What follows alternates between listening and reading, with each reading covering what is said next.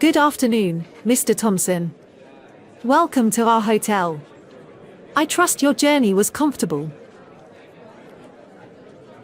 Thank you. Yes, it was fine, thank you. Mr. Thompson, please allow me to guide you through the lobby.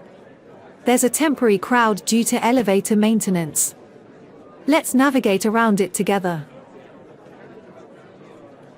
I appreciate your assistance.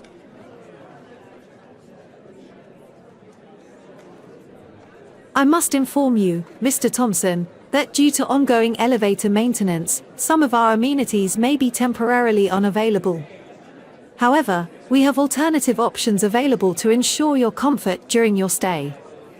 Would you prefer assistance to your room via the stairs, or would you like us to arrange for a staff member to accompany you via an alternate route? That's very thoughtful of you. I appreciate the gesture.